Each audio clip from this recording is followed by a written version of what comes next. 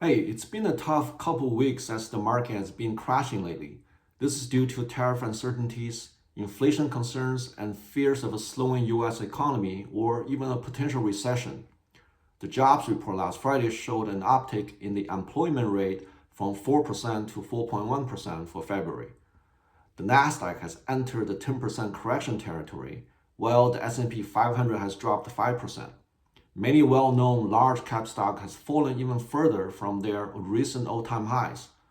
Amazon is down 20%, Salesforce 25%, Nvidia 30%, and Tesla 48%, almost cut in half. Investors are panicking, leading to the widespread sell-offs. So what should you do in this situation? In today's video, I'm going to analyze the impact of the tariffs, examine the future of the economy, and share my stock investing playbook, which has been used for years to take advantage of market corrections. First, let's examine a key factor impacting the market: tariffs. During President Trump's first term, he imposed a 25% tariff on $50 billion worth of Chinese goods, along with a 25% tariffs on steel and 10% on aluminum for all countries. Later that year, tariffs on Chinese goods expanded to $250 billion at the same 25% rate.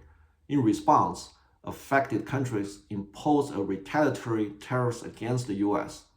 I won't debate whether tariffs are a good strategy, whether they create jobs, or if they truly make America rich, as Trump believes. But let's look at the actual facts. The stock market immediately reacted negatively, with the S&P 500 dropping 10% in just 2 weeks after tariffs were first announced in early 2018. However, it recovered by summer, as tariffs escalated into trade war with China and the Fed continued its tightening cycle by raising interest rates. The benchmark indexes entered the bear market territory, dropping 20% in the final quarter of 2018. The following year, however, before COVID, the market surged 45% to a historical high. Keep in mind that during this period, the trade war was still ongoing and tariffs remained in effect. The only major change was the Fed ending its tightening cycle in early 2019. Please also note that the inflation rate actually decreased to 1.8% in 2019 from 2018, while GDP grew at 2.5% during the same period. The tariffs and trade war didn't have a noticeable impact on inflation or the overall US economy. Why? Because companies are resilient. The strong ones found ways to absorb costs by improving efficiency or bypassing tariffs altogether, such as opening factories in other low-cost countries like Vietnam and Mexico. Many of these factories were established by Chinese companies that already operated similar facilities in China. Importers also adjust their sourcing strategy to remain competitive. However, many weaker and smaller companies went bankrupt and were eliminated. This follows the principle of natural selection. When external forces disrupt the environment and challenge profitabilities, strong and resilient companies don't just stay idle. They evolve, adapt, and survive. Let's also understand how much US consumers rely on Chinese goods. About 11% of US consumer spending goes toward imported goods, and China accounts for roughly 17% of all US imports. By simply multiplying these two numbers, we can estimate that Chinese goods make up less than 2% of total consumer spending. To conclude, while a 25% tariff on $250 billion worth of Chinese goods may seem significant, it didn't impact overall US inflation or GDP. This is because, first, a portion of the tariffs costs were absorbed by manufacturers and importers. And second, Chinese goods make up only a small fraction of total consumer spending. However, the stock market did crash 20% in 2018. This was not due to tariffs, but rather because the market needed a correction after years of growth, which had caused the S&P 500's valuation measured by forward PE to expand well beyond its historical average. The tariff uncertainty simply served as the catalyst the market was looking for to trigger the downturn. Although painful, such corrections are necessary and healthy for the long-term growth. So this time is no different. The S&P 500 experienced back-to-back 25% gains over the past 2 consecutive years, pushing its forward PE ratio near a decade high of 23. Once again, The market is looking for a reason to reset itself, and the uncertainty of the new administration's trade policy has provided what the market is needed. I'm not concerned at all about recent developments. Here's why. The labor market remains very strong, with the latest employment rate at a historically low of 4.1%. Companies are still reporting solid earnings, and the AI megatrend is just getting started. Tariffs will not cause meaningful inflation spikes or recession, as companies worldwide will adapt, just as they always have, to remain competitive and profitable. Even when combining all imports from China, Mexico, and Canada, they only account for about estimated 5% of total consumer spending. In addition, the Fed has plenty of room to lower interest rates if the economy slows down faster than expected. With the new drill baby drill energy policy, our energy costs have already started to decrease.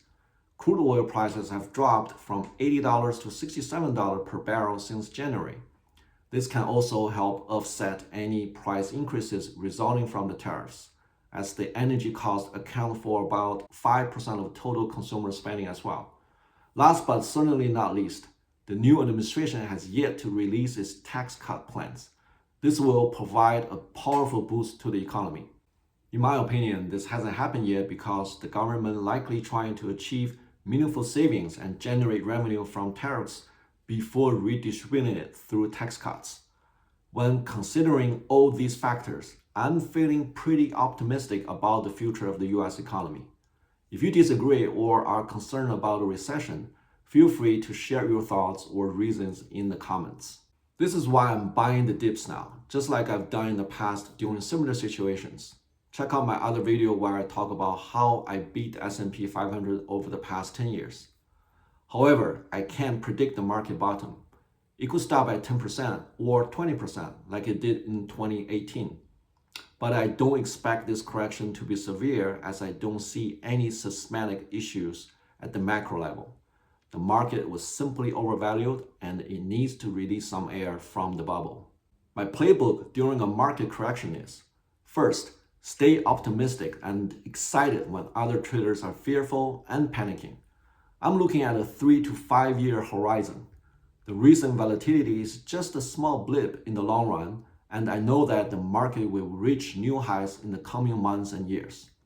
Second, be selective and stick with high quality companies as I explained in my other stock investing video. These companies can use their financial strengths and leadership positions to weather any storm. Third, identify companies with forward PE ratios that have dropped to 10-year lows after the recent sell-off, like Nvidia, Amazon, and Salesforce. They are on sale. Also, consider investing in companies less exposed internationally as a defense play in your portfolio, like T-Mobile US, Texas Roadhouse, and TJ Maxx. Finally, buy into the dips gradually and at a controlled pace. For example, I spread my cash into smaller chunks to invest over the next 6 months.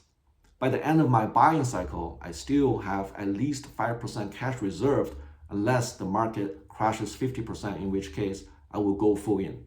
Alternatively, it's also wise to invest in the S&P 500 ETF instead of stock picking, but the principle of buying gradually will still apply.